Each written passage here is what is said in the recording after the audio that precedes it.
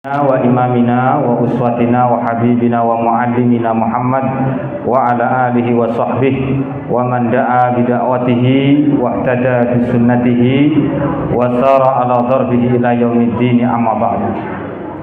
Ma'asyiral muslimin, jamaah salat maghrib Masjid At-Taqwa yang saya hormati sekaligus saya banggakan. Saya tidak berpanjang kalam, langsung saja. Saya tadi sudah menghubungi Pak Soeharto karena batas kula ical. Kemarin libur hilang, terus saya tanya sampai hadis nomor berapa. Akhir hadis bab tentang muraqabah ya Pak nggih. Ketakwaan, terus nanti awal bab al-yakin dan tawakal. Nah, ini saya lihat-lihat hadis ke-70, hadis ke-70 dari Riyadhus Shalihin. Hadis ini mungkin sudah pernah dibaca, tapi saya kurang begitu yakin ya. Hadis riwayat Imam Muslim dari Abi Sa'id Al-Khudri radhiyallahu anhu an Rasulillahi sallallahu alaihi wasallam qala, Rasulullah niku bersabda, innad dunya hulwatun khadiratun. Dunia ini disifati oleh Rasulullah sebagai sesuatu yang manis dan hijau. Kita berhenti dulu pada redaksi dunia ini digambarkan oleh Rasulullah sebagai sesuatu yang manis dan hijau. Artinya apa Pak? Kenapa kok manis dan hijau? Manis itu simbol kalau dunia ini melezatkan. Dunia ini menarik untuk manusia. Khadirah itu hijau. Namanya hijau itu ya pemandangannya menarik, sangat memukau, sangat menyilaukan mata manusia, sehingga manusia tanpa iman kepada Tuhannya akan terjebak pada kubangan cinta dunia. Adik-adik dan para remaja sekalian, mungkin ini tidak makomnya di anak-anak, tapi saya kira tidak ada salahnya untuk mendalami hadis ke-70 ini. Wa innallaha mustakhlifukum fiha, dan Allah Subhanahu wa taala menjadikan kamu manusia sebagai khalifah di dalamnya, sebagai pemimpin di dalamnya, di dalam dunia ini. Jadi hidup kita di dunia ini, manusia dijadikan oleh Allah sebagai pemimpin, pengelola ya, yang memelihara bumi Allah ini. Fayangdura kaifa ta'malun, kemudian Allah ingin melihat apa yang kamu kerjakan. Jadi pekerjaan kita di dunia ini itu dilihat oleh Allah, dan besok akan dimintai pertanggungjawaban di hadapan Allah. Fattaqud dunya, oleh karena itu berhati-hatilah terhadap dunia. Wattaqun nisaa, dan berhati-hatilah kepada wanita. Fa inna awwala fitnati bani Adam kanat fin nisa'i, karena fitnah pertama Bani Adam adalah karena wanita. Ini nanti saya terangkan, bukan berarti Rasulullah menghina perempuan nggih Pak nggih. Rasulullah itu tidak mendiskreditkan perempuan, tapi memang perempuan, nanti saya baca syarahnya, perempuan itu simbol ketertarikan dunia. Jadi memang tidak ada orang normal kok tidak seneng wanita, itu tidak ada Pak. Saya setuju. Ini kalau ditanya satu-satu, setiap kullu rajulin ya yamilu ilal mar'ah, setiap laki-laki itu tergoda oleh perempuan, itu normal Pak. Wis mbok dhek arep gelare Pak Kaji, Pak Kaji malah jatahe papat kok nggih Pak nggih. Gitu, yang sudah kaji-kaji kan jatahe papat nggih. Saya baca lagi nggih Bapak dan Ibu. Peringatan keras dari Rasulullah Shallallahu Alaihi Wasallam agar kita umatnya tidak tergoda oleh dunia. Dunia itu digambarkan sebagai khulwah, sesuatu yang manis, khadirah, sesuatu yang hijau, yang berarti memang dunia itu memiliki daya tarik luar biasa dan menggoda. Jadi circle-nya hidup ini ya dunia. Kita hidup itu 24 jam, melek ya mikir donya, mereng mikir donya, esok mikir donya, sore mikir donya, awan mikir donya, bengi mikir donya. Donya terus. Ya utang, ya masalah rumah tangga, ya sekolah, ya neko-neko gitu Pak. Itu semuanya dunia, urusan dunia. Ya. Apalagi saya pernah melihat orang punya utang, orang punya utang Pak Dwi, itu mumet Pak, artinya susah. Saya pernah mendapati seseorang mendatangi saya itu dengan pucat, jadi wajahnya itu tidak menunjukkan kalau dia itu bahagia Pak. Saya dicurhati, terus di depan saya dia cerita, Pak Torik, saya hidupnya susah. Lah nopo susah? Utangku akeh Pak Torik. Ya aku ki batin dhek kok cerita utang nang ngarepku ki apa aku iso menyelesaikan ngoten lho Pak. Karena kalau dia cerita yang lain mungkin saya ada solusi, tapi kalau cerita utang ya aku ora iso menyelesaikan. Saya tidak bisa menyelesaikan itu. Terus kemudian ya intinya dia itu susah karena punya utang. Setelah kita makan, bertemulah teman yang hutangnya itu lebih gede dari dia Pak. Akhirnya setelah dia tahu kalau ada orang lain yang hutangnya lebih banyak dari dia hidupnya kemudian bisa netral kembali. Ini dunia Pak. Jadi khulwah khadirah. Khulwah itu sesuatu yang manis, karena memang daya tarik dunia itu luar biasa, sangat menggoda, dan Nabi kita mengingatkan kita, memperingatkan kita agar kita tidak tertipu oleh keindahan pesona dunia tersebut. Banyak loh Pak, orang sekarang rektor UII itu kenapa kok tidak mau disebut profesor, di luar kampus tidak mau menggunakan gelar profesornya. Ya karena tadi sekarang profesor itu jadi gelar dunia yang dicari dengan menghalalkan segala cara, bahkan dengan profesor abal-abal, asal punya jabatan, punya kekuasaan, punya uang, bisa membeli gelar profesor. Karena profesor itu kan usulan Pak. Kalau ada kontrak, katakanlah di sini ada Pak Samsul, ada Pak Yoga, kemudian ada banyak sekali saya lihat kok jamaahnya ada yang dari luar itu, umpamanya loh ya, ada relasi di pusat itu bisa Pak. Profesor itu saya dengar bisa. Itu untuk diberikan kepada orang itu bisa, asalkan ada kerjasama politik lah, itu bisa gelar profesor itu. Tapi ya kalau secara akademis memang harus dosen Pak. Meskipun hanya dosen terbang, tetap dia harus dosen. Harus nggak bisa kalau hanya jabatan politik aja nggak bisa. Melainkan gelar doktor honoris causa itu bisa diusulkan. Itu pun harus punya karya Pak. Buku katakanlah 5 biji yang sesuai dengan bidang akademiknya itu bisa diusulkan untuk mendapatkan gelar doktor honoris causa.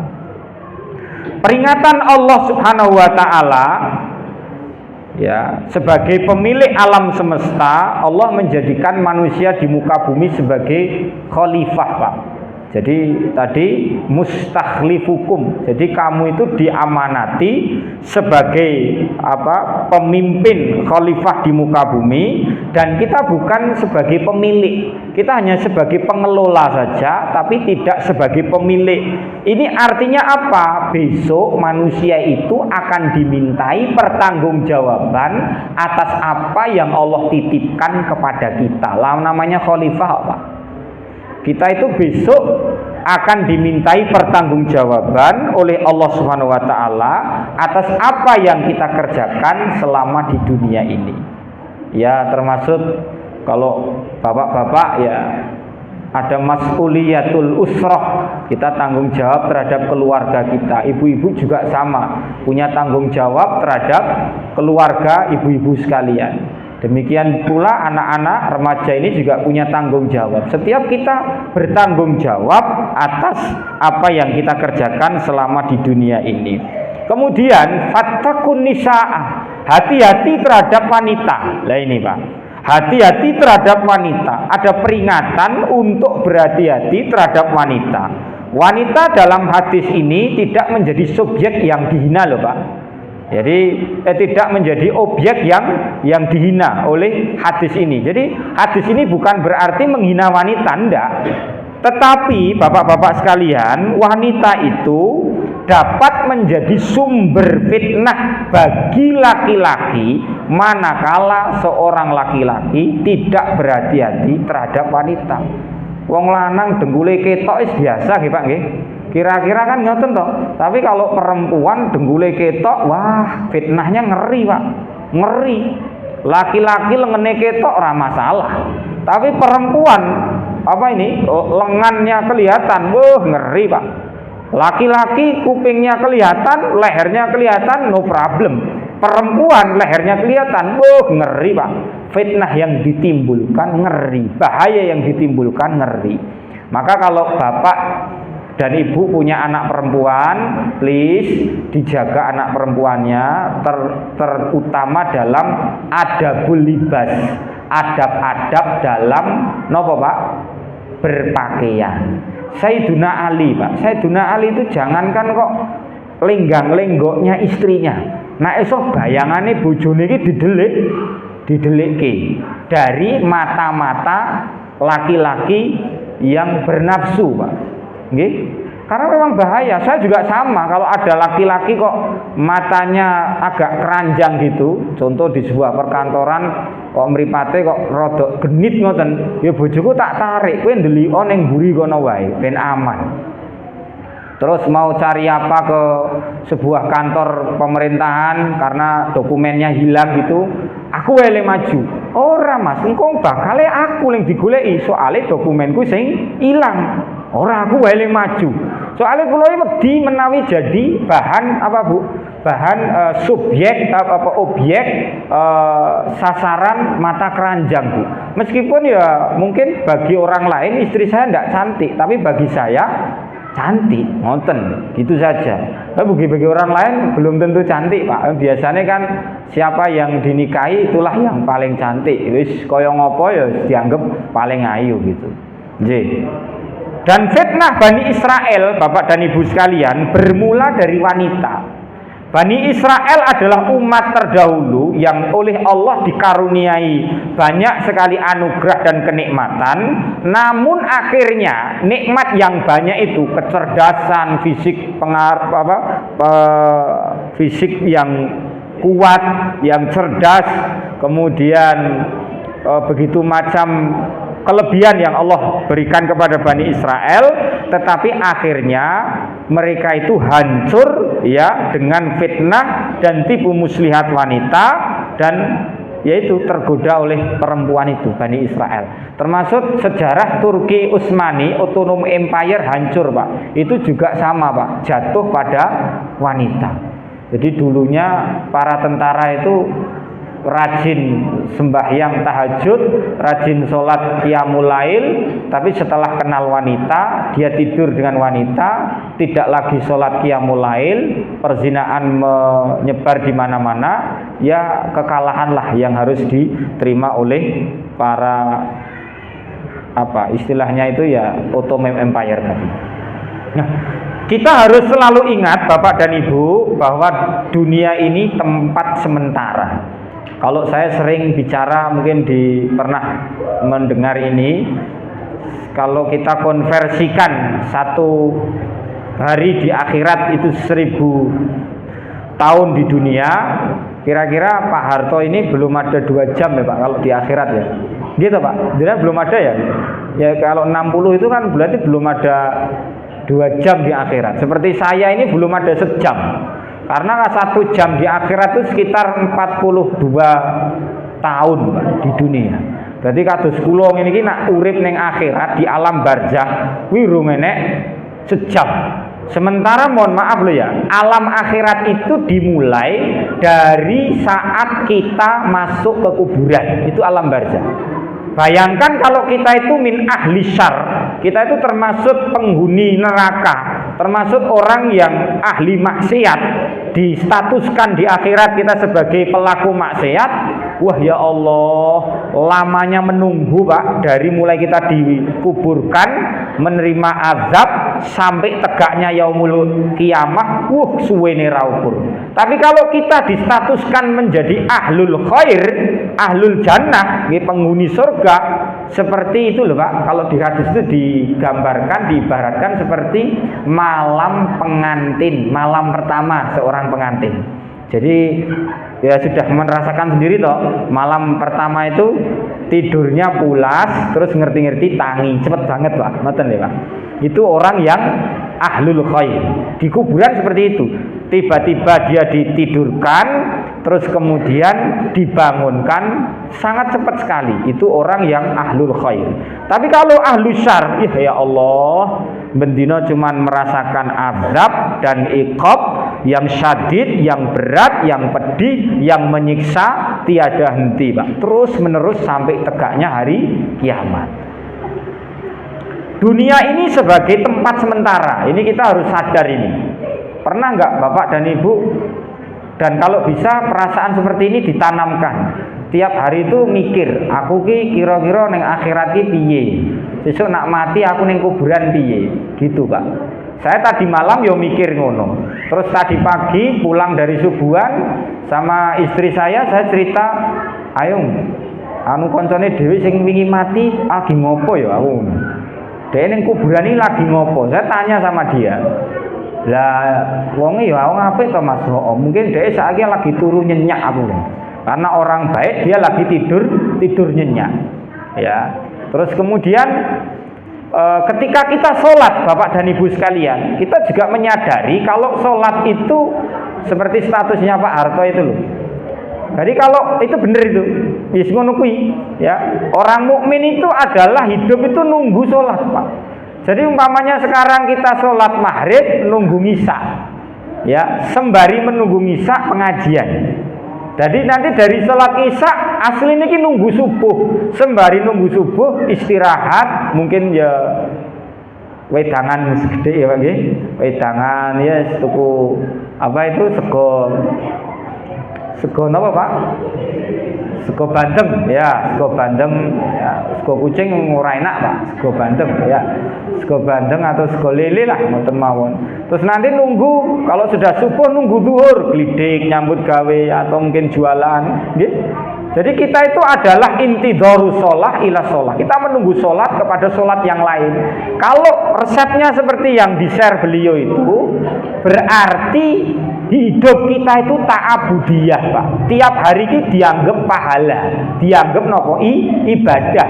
Karena kita menanti fatrah intidhariyah, fase penantian. Nunggu ini kan nunggu ngisa ini sebenarnya. Kita sejatinya esensi hidup kita itu nunggu ngisa.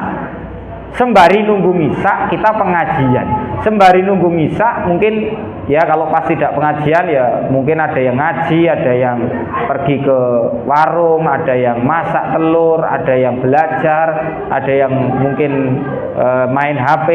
Itu fatrah intidhariyah. Dan akhirat adalah tujuan kita, Bapak-bapak dan Ibu-ibu sekalian. Kalau di Ikhwanul Muslimin itu loh tulisan yang ada di tempat jenengan mriku. Jadi memang hadafunal akhirah. Tujuan kita itu akhirat. Di dunia ini sebagai sarana kita untuk menuju tujuan kita, yaitu akhirat. Jangan pernah lupa loh Pak. La tansa rohilataka ila daril akhirah. Jangan lupakan perjalananmu ke negeri akhirat. Lah kalau kita malah lupa ini tujuan utama kita, memang kampung halaman kita itu akhirat kok. Kita kan sebentar ngeten mawon, kalau jenengan kurang percaya kali kula tak tanglet riyin. Roh ini asalnya dari mana Pak? Kalau tubuh kita kan asalnya dari tanah ya. Roh itu kan esensi kehidupan. Orang bisa hidup itu kan karena ada roh. Roh itu asalnya dari mana? Allah. Allah itu apa? Akhirat, Pak. Allah itu akhirat. Jadi ketika kita nanti meninggal dunia, roh itu akan dicabut, diambil dari tubuh kita dan akan diantarkan bertemu kepada Allah. Roh itu diantar ya melewati langit-langit yang berlapis-lapis itu bertemu Allah di singgasana Sidratil Muntaha. Roh di sana, ya, roh itu di sana nanti. Oleh sebab itu kalau tadi Pak, kita di dunia ini menjadi orang yang baik, di setiap langit itu kan ada penjaganya toh, ada para malaikat toh. Kan langit itu kan dijaga toh Bu. Lawang pintu hotel ada, setiap pintu ada security-nya kok. Setiap kantor pemerintahan, setiap lantai ada penjaganya, gitu Pak. PKU di rumah sakit juga ada penjaganya. Lah, langit juga gitu, dijaga oleh malaikat. Ma'a junudihim, bersama tentara-tentaranya. Jadi tentara-tentara malaikat itu ketika kita naik dari satu lapis ke lapis yang lain, itu mereka seraya menyambut kita dengan ucapan ya ayyuhan nafsul mutmainnah irji'i ila rabbiki radiyatan mardiyah. Jadi wahai jiwa-jiwa yang tenang, roh-roh yang tenang, kembalilah kamu kepada pemilikmu. Pemilikmu itu siapa toh? Ya Allah. Karena roh ini milik Allah, Pak. Roh ini memang spesial. Ya, roh itu spesial. Kalau ada asuransi roh mungkin pada ikut. Kalau ada sertifikat kepemilikan roh mungkin pada beli, Pak. Tapi yang ada asuransi anggota badan toh, Pak. Asuransi tubuh toh, Pak. Asuransi mata, asuransi telinga, asuransi jantung itu diasuransikan bisa. Tapi roh tidak bisa diasuransikan, Pak. Tidak ada pernah istilahnya asuransi roh itu, tidak ada itu. Nah, kita harus menggunakan waktu kita di dunia ini dengan sebaik-baiknya, Pak. Kalau kita tahu dunia ini hanya sementara, kita harus gunakan waktu kita ini dengan sebaik-baiknya. Al waktu kasef ilam taktohu kotoah. Waktu itu seperti sebilah pedang. Kalau kamu tidak mampu menggunakan pedang itu, waktu itu justru pedang itu akan menyayat-nyayat kamu, mengiris kamu. Hati-hati dengan waktu. Ya sama saya ini, Pak. Iya podo. Kok ya ujug-ujug wis umur 33. Urung iso apa-apa, amale ya sithik. Saya itu kalau paling hina, Pak. Saya kalau paling hina itu berada di tengah-tengah jamaah haji, Pak. Jamaah orang-orang haji itu loh, Pak. Mungkin grup haji mana, angkatan tahun berapa. Itu saya merasa paling hina sendiri. Mereka-mereka yang para hujat itu, para yang sudah pernah haji, baik yang haji atau hajah itu, walah ya Allah, wis tau wakaf, wis ngene-ngene, cita-citane iki betul-betul akhirat. Saya tuh sambil mendengarkan mereka memberikan mukadimah itu, saya merasa ya Allah, kok saya di sini seolah-olah paling hina. Aku neng kene iki paling elek dhewe. Saya merasakan diri saya tuh, ya Allah, jauh 10 langkah di atas mereka para haji-haji itu. Omongan itu Pak Harto, ucapan mereka itu, Pak wakafnya udah Pak. Wah kok ya orang kok bermanfaat kaya ngono kuwi. Terus kemudian krungu azan yo mak klepat. Ayo kita selesai dulu, kita sholat dulu. Wah luar biasa Pak. Jadi saya kira mereka itu sangat memahami kalau hidup di dunia ini sangat singkat, sementara, dan digunakan. Waktu yang ada itu digunakan sebaik-baiknya. Gini aja Pak. Kenapa kita kurang responsif terhadap perkara akhirat? Karena kita merasa hidup kita masih lama. Saya punya teman kena kanker, Pak. Kanker stadium 4. Hidupnya itu justru lebih baik dari saya.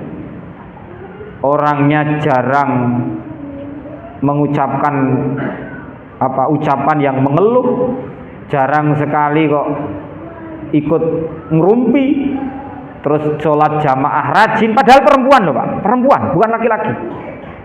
Istri saya tak jawil, ngopo kok wong kae rajin, ngerti lah? Orang ngerti Mas. Soale dek iki divonis gawat, uripe rasuwe. Karena dia sadar uripe rasuwe tenanan anggene ibadah. Lah kaya aku mbek kowe iki, wah, ibadah ya biasa wae karena merasa ijek suwe matine tak omong itu. Iya ya, betul.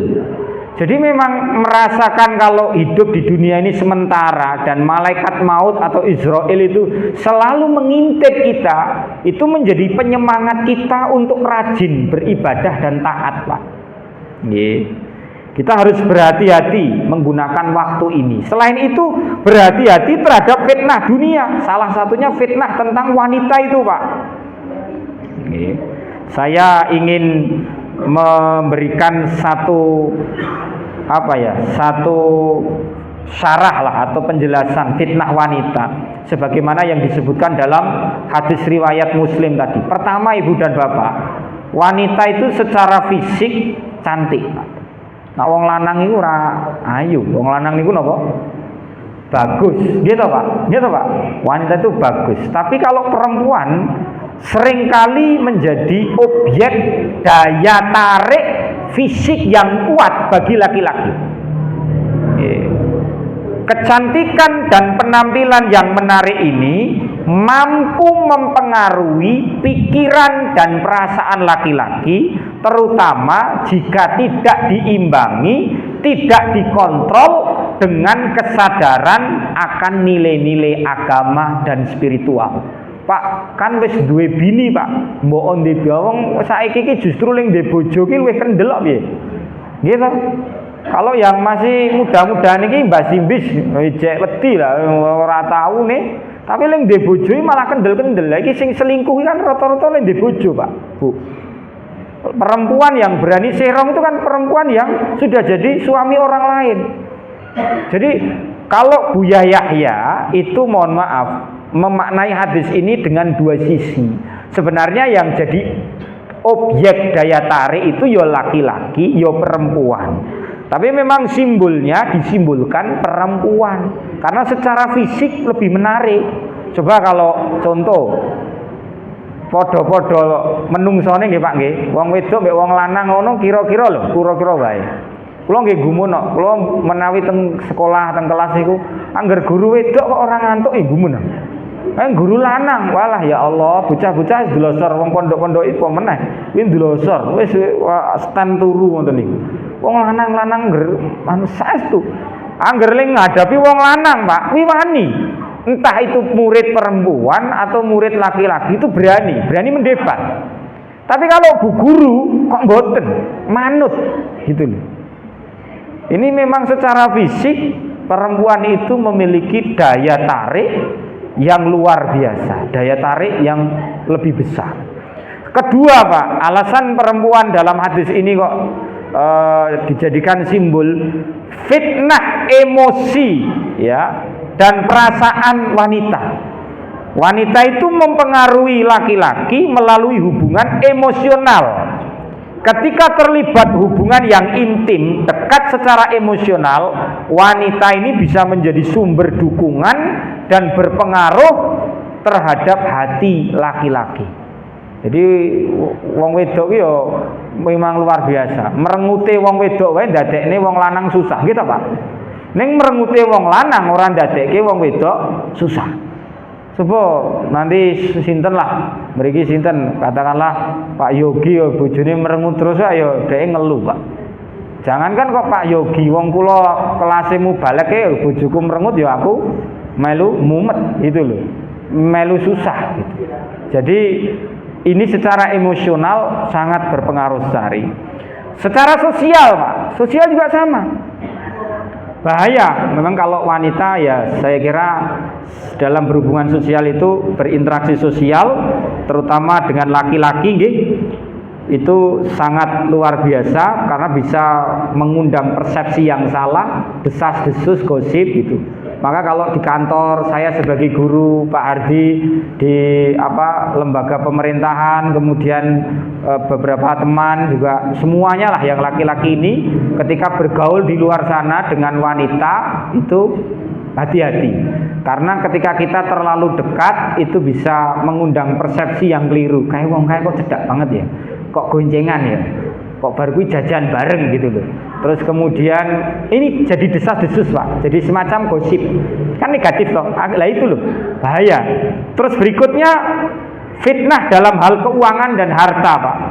wanita ini dapat mempengaruhi laki-laki melalui permintaan yang berlebih atas kebutuhan materi dan pengeluaran yang tidak bijaksana. Jadi kalau bapak ibu, terutama yang laki-laki, kalau dapat istri kok bisa mengatur uang itu alhamdulillah. Ora daldel. Karena ya ini contoh mawon, kula mboten mendiskreditkan perempuan lho Bu nggih. Sekali lagi saya tidak memojokkan perempuan, tapi ini nyata saja. Contoh kalau saya, Mas, tolong tukokno bumbu dapur rendang teng market, teng Alfamart atau Indomart atau teng Budi Langgeng pun. Udah, saya bawa uang 50.000, kuwi yo tukune gor bumbu rendang. Mulih kuwi gor nggawa siji jenenge apa? Bumbu rendang. Tapi nek wong wedok tukune nggawa dit 50.000 neng Budi Langgeng, mulih nggawa 200.000 karena tonggo mungkin iso ngebon nggih Pak nggih. Mriko nggih. Ae tonggo kene dikeki apa ngebon oleh, ae mulih nggawa akeh. Wong wedok ya ngono kuwi lah, nggih. Jadi kenapa kok di sini ada digarisbawahi perempuan yang pandai atau istilahnya bijaksana dalam soal pengeluaran? Ya ini sandungannya perempuan adalah soal bijaksana dalam mengeluarkan uang. Saya ditinggal istri saya 1 minggu itu malah irit Pak saya Pak. Dalam artian irit itu ora metu duit sama sekali. Paling gur tuku mie ayam 10.000 wis dadi. Tapi mbandang ngenten bojo kula ya wis jajan ya wis ora apa-apa. Sing penting saya tuh ya urip itu untuk bahagia, ora susah. Wong urip ning donya pisan kok susah kan gitu. Lho enek dalile to Pak? Ada. Rasulullah itu menganjurkan umatnya untuk bahagia. Dalam doanya Allahumma inni a'udzubika minal hammi wal hazan. Jadi kita itu hidup itu ya bahagia. Saya meskipun ini perlu Bapak Ibu ketahui ya, saya mencoba untuk melanjutkan studi doktoral. Itu diperingatkan istri saya, Mas apa kuat Mas? Engko jojo malah mumet terus tambah turu piye gitu. Kowe iki ya wis aja ngono, wong urip iki bahagia, rasa dianggap mumet. Saya dulu punya sangkutan utang dengan Pak Dwi, aku ora gagas aku. Aku ki wonge rada ndablek kok. Aku bola-bali ngisi ning kene padahal aku ya ndek utang mbek Pak Dwi. Aku ya ora isin. Wis ben Pak Dwi wis meneng ae ora nyenggol. Dhewe mungkin ya perkewuh arep ngeling Pak Torik, jenengan sik diutang aku lho. Wah, aku ora sida imam gur kelingan utang lali-lali ya. Gitu. Saya dulu punya sangkutan dengan Pak Dwi soal sertifikat rumah yang karena waktu itu jadinya 3 bulanan malah molor jadi setahun. Di situ masa lalu. Saya itu rileks. Dikandani bojoku ngono ya tak jawab santai wae. Ya engko umpamane ranu ya cuti. Lah engko nek ora lulus Mas, ning akhirat ya ora ditakoki kudu lulus. Lha ngoten wae aku wis rasa mumet-mumet wis uripe mlaku kok. Nek ra kuat Gusti Allah nglerenke dhewe. Wis nek ra kuat wis mati ngono wae gitu. Udah selesai. Jadi saya sangat rileks sekali Pak dalam hidup itu. Makanya ya saya rada awet enom jane Pak. Awet enom. Jane ya tuwa ini ya wis witekno piye wis. Lah witekno wis jenenge wong urip. Nggih Bapak-bapak Ibu nggih. Jadi ini intermezzo aja. Ya, pelajaran berikutnya kita harus belajar dari sejarah Bani Israel dan tidak mengulang kesalahan mereka, terutama dalam soal wanita. Saya jujur saja karena orang itu kalau hatinya sudah cinta Pak, ya cinta. Contohnya gini, saya dulu sebelum nikah sama Mbak Nawa itu, saya itu pertama kali jatuh cinta itu sama seseorang orang Jakarta, namanya belakangnya Zakaria nama bapaknya. Lah, saya jatuh cinta. Saya itu memandang orang lain itu renek leng ayu, sing paling ayu ya kuwi. Tapi bandang saiki Pak, kuwi ya wong ora ayu di mata saya. Karena memang kita itu hati ini Pak. Hati itu disebut sebagai inna madarul a'mali alal qalbi. Jadi pusat kegiatan manusia itu terletak pada hati. Ulama menyatakan, sehingga ulama itu menyatakan, dan ini tidak berlebih loh Bu, al-qalbu malikul jawarih. Hati itu disebut sebagai rajanya anggota badan. Rajanya anggota badan itu hati. mbok duwe sawah pirang-pirang hektar, panen pirang-pirang bagor, nak atine ra longgar, aja meneh kok tangga cedhake, keluarga kerabat cedhake ya ora kecipratan. Nggih, saestu. Meskipun dia itu punya banyak harta, ya ora kaji, ya ora munggah kaji. Sebabnya napa? Atine, Bu. Omahe pinggir masjid diadani bengok-bengok Allahu Akbar. Kae sing ngadan sapa? Malah takok kae sing ngadan sapa? Malah tangklep. Nggih. Tidak ke masjid. Karena ke masjid itu perintah hati. Bapak Ibu dermawan itu hatine jenengan yang longgar. Terus kemudian Bapak dan Ibu sholat hati. Bapak dan Ibu berbuat baik hati. Itu semuanya perintah hati. Kita berbuat baik itu rajane ning kene lho. Maka dalam doanya Rasulullah mengajari ya muqallibal qulub, pripun Pak? Sabbit qalbi ala dini. Jadi hati itu dalam sebuah hadis diungkapkan sebagai asra'u taqallubin, sesuatu yang paling cepat berubah, tenan. Kuwaline jenengan Bu, mancine jenengan kuwi malah angel obah, angel berubah. Coba kalau jenengan beli panci baru itu kan berubah kan 2 atau sampai 5 tahun baru berubah gitu Pak nggih. Berubah warna dan bentuknya nggih bertahun-tahun. Panci ini jenengan ini Bu, warnanya bisa berubah, itu lama sekali. Tapi hati bisa berubah, cepet banget. Saiki seneng sesuk anyel. Gitu. Saiki lomo sesuk bakhil. Gitu. Atau tanda kutip orang dagang. Dagangannya laku 500. Senenge ra ukur. Ngelihat sebelahnya kok laku 1 juta jadi anyel, Pak. Hanya butuh waktu yang qalil, waktu yang sebentar. Hati itu bisa berubah-ubah. Maka Rasulullah sampai mengatakan asra'u taqallubin au fi ma'na. Jadi yang paling cepat berubah itu hati, Pak. Maka saya itu ya ora mumet-mumet. Saiki disenengi wong ya alhamdulillah, sesuk dibenci wong ya alhamdulillah. Sebetul Pak, saya betul. Pernah istri saya itu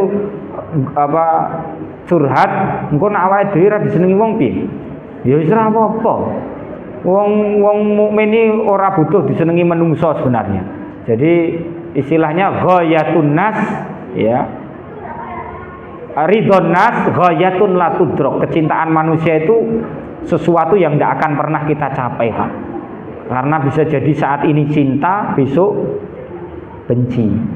Ya, terus aku yo cerita kabeh bojo kula, Bu. Makane kowe nak gemati mbek aku, sayang mbek aku ki yo ala haddin ma, wis sewajare sayange istri kepada suami, aja nemen-nemen. Sama juga saya mencintai kamu itu ala haddin ma. Cinta saya, kasih sayang saya ya sebagaimana seorang suami mencintai istrinya. Engko nek aku mati, kowe iki ya digenteni wong liya iso ae aku. Nggih. Nek aku mati kamu digenteni orang lain juga bisa jadi. Maka ya cintanya manusia itu tidak akan pernah dicapai, Pak. Maka jangan mencari cinta manusia, tapi carilah cinta Allah Subhanahu wa taala. Hadis yang ke-71 sekarang. Allahumma inni as'alukal huda wa tuqa wal afafa wal ghina. Ya Allah, aku mohon kepadamu petunjuk, ketakwaan, kesucian diri dan kekayaan. Wal muradu bil huda, yang disebut petunjuk di sini adalah petunjuk untuk mengetahui jalan yang benar dan menjauhi jalan yang salah. At-taqwa adalah ketaatan kepada Allah dengan cara menjalankan perintahnya, menjauhi larangannya. Al-afafah itu menjaga diri dari perbuatan tercela, menjaga kehormatan diri. Kalau laki-laki yang menjaga farjinya, zakarnya, kalau perempuan menjaga farjinya, tapi juga menjaga kehormatan, kemuliaannya sebagai laki-laki dan perempuan. Al-ghina di sini ternyata bukan soal kaya harta, Pak, tapi kekayaan hati dan jiwa. Ya, merasa cukup dengan apa yang dimiliki dan tidak bergantung kepada orang lain atau nikmatnya orang lain. Ini saya akhiri, Pak. Sebenarnya saya ingin berpanjang kalam, tapi mengingat waktu juga, dan saya kok lihat ibu-ibu neng buri kayak kok rewel menyiapkan ubur rampe, saya kira ya nanti biar yang belum makan ya ben makan gitu. Jadi kekayaan di sini memang bukan kekayaan harta, gitu, sekali lagi. Karena kekayaan harta itu tidak menjadi faktor utama seseorang bahagia. Banyak orang kaya yang masih depresi, banyak orang kaya yang bertengkar dengan istrinya, banyak orang kaya yang anaknya tidak manut, banyak pula orang kaya yang gantung diri, minum racun, padahal wis kaya loh Pak. Ya. Karena kekayaan di sini yang disebut ghina dalam hadis ini adalah kekayaan hati dan jiwa. Kita merasa cukup terhadap apa yang kita miliki dan tidak bergantung pada milik orang lain. Contohnya gini loh, kalau Pak Soeharto punya katakanlah omahe luwih gede, wis rasa wis cukup dengan milik kita masing-masing. Atau istrinya lebih cantik, wis ora usah mikir, wis bojone dhewe-dhewe dipikir. Atau mungkin orang lain punya ini dan itu, ndak usah milik nikmatnya orang lain. Dengan begitu kita merasa cukup Pak, merasa cukup. Saya punya rekan, teman, dia itu ndak punya rumah. Jadi tiap tahun, 3 tahun sekali itu ngontrak, terus pindah. Terus diusir duwe kontrakan, pindah meneh. Diusir bukan karena apa-apa nggih Pak, nggih, bukan karena ora kuat bayar, tapi kontrakannya mau dipakai anaknya gitu loh. Terus dia pindah. Saya itu bilang orang Jakarta, mbok tumbas rumah toh, Mas gitu. Kan mbok jenengane tumbas rumah, kamu tumbas rumah. Beli rumah kenapa kok nggak beli rumah itu? Saya itu saya itu bukannya nggak punya uang. Saya itu sebenarnya punya uang. Tapi memang saya mencoba diri untuk mengamalkan agar saya tidak terjebak pada cinta dunia. Aku ki pindah omah, ben aku ki duwe kesadaran, nah omah ki memang dudu duweku gitu loh Pak. Lah saya terus mikir, wah iki dudu makomku iki, nah aku ndidit ya tuku. Nah aku kan ngoten Pak, saya kan normalnya manusia ya. Dia itu makomnya sudah nyundul makom orang biasa, sehingga apa Bapak dan Ibu sekalian, dek iki ndidit ning ratuku omah aku ya muni. Jadi dia itu rileks, jadi mama ditakoki ya ora ndek omah, dan dia memang mensifati dunia ini bukan miliknya. Mensifati dunia ini bukan miliknya. Ada yang bisa mengamalkan kayak gitu Pak? Enggak bisa. Saya juga enggak bisa. Pak Hardi bisa Pak? Wis rasa, engko malah ngedol omah malah repot gitu. Wis rasa. Itu makome dhewe-dhewe, makome dhewe makom salat 5 waktu wis Pak nggih. Apik makom salat 5 waktu gitu, melu pengajian, ikut sedekah kok ya 10 tahun sekali umroh. Kalau umroh jangan setiap tahun atau tiap bulan nih Pak, kecuali memang dunianya di situ. Karena Rasulullah itu seumur-umur umroh hanya 4 kali atau berapa kali nggih. Terus haji juga hanya sekali. Itu menunjukkan padahal Rasulullah itu tinggal di haram loh Pak. Rasulullah itu mungkin di haram. Kalau mau Rasulullah itu bisa tiap saat umroh, bisa tiap tahun haji, tapi tidak dikerjakan oleh Rasulullah. Sebagaimana fatwanya Yusuf Qaradawi, kalau kamu sudah pernah umroh dan pengen umroh lagi, kangen dengan Baitullah, datang ke masjid, sementara uangmu itu silahkan kamu gunakan untuk menolong mereka yang ada di sekelilingmu yang membutuhkan pertolongan. Itu tangan-tangan Allah, ya, kekuasaan Allah yang dititipkan di antara kamu agar kamu itu memberikan pertolongan sehingga doa mereka diijabahi lewat perantara kamu gitu. Segitu kan Pak. Nggih, itu saja nggih. Ada pertanyaan? Nggih. Laki-laki? Oh, hutang nggih.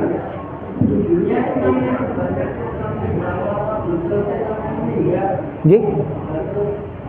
Tidak keluarga istrinya itu juga karena ditinggal suaminya juga atau sendiri, tapi istrinya juga terlibat.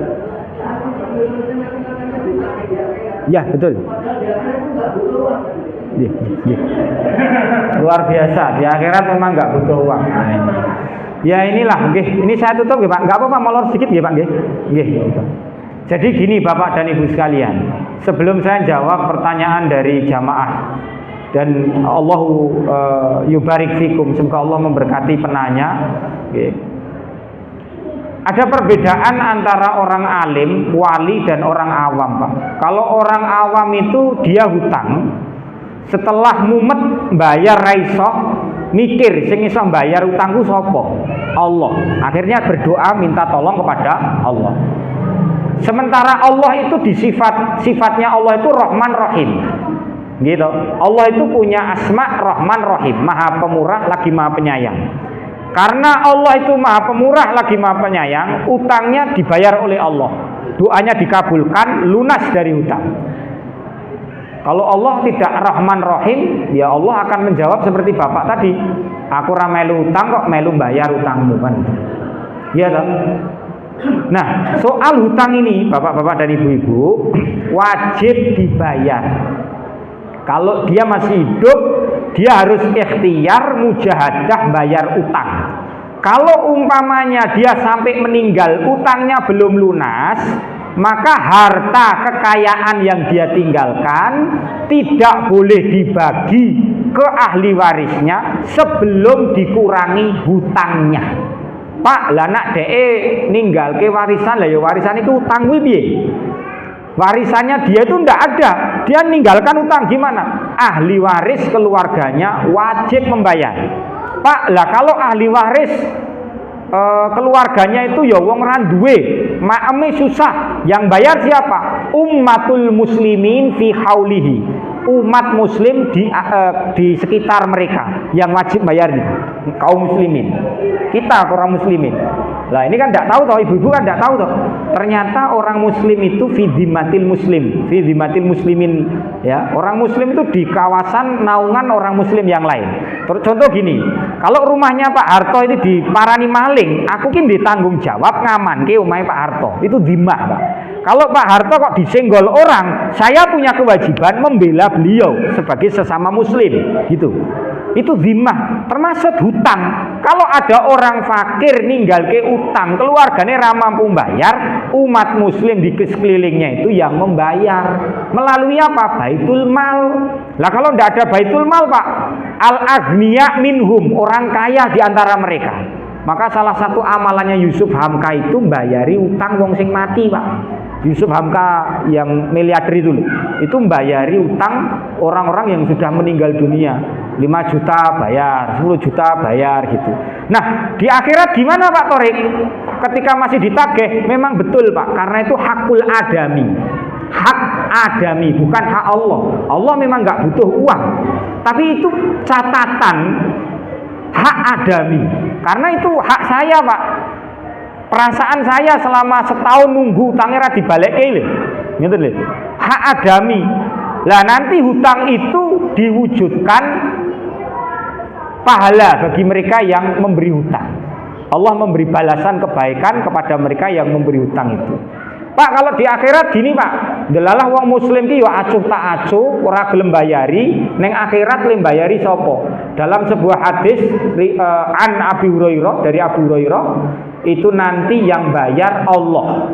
Hutang fulan yang belum terbayarkan, yang bayar Allah. Dengan catatan selama hidup dia bekerja keras untuk membayar, tapi tidak mampu, yasbikul qadar, tapi takdir mendahului dia mati duluan, utangnya belum lunas, Allah yang akan membayar. Jadi hadis Abu Hurairah. Ngoten. Nggih, barakallahu fikum. Itu saja yang bisa saya sampaikan, kurang lebihnya saya mohon maaf. Billahi taufik wal hidayah wa ridha wal inayah. Wallahul muwaffiq ila aqwamit thoriq. Wassalamualaikum warahmatullahi wabarakatuh. Monggo Pak, ngapunten Pak. Jadi besok oh iya yang sedikit dan memberikan motivasi terutama dan memandang dunia itu memang sementara, sehingga tujuan kita dalam akhirat semakin mendekatkan diri kepada Allah Subhanahu wa Ta'ala.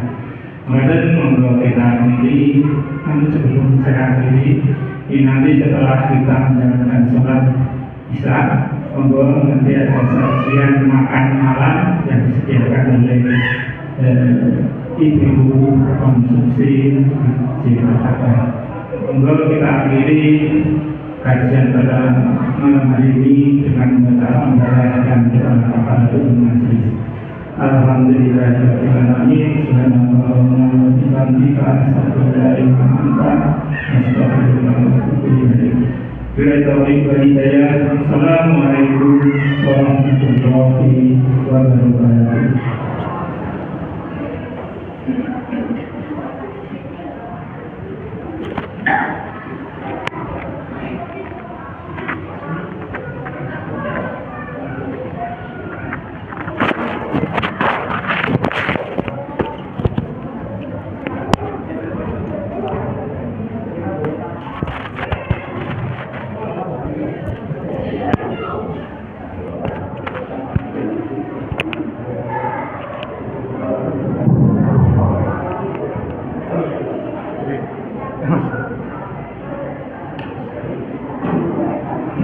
Allah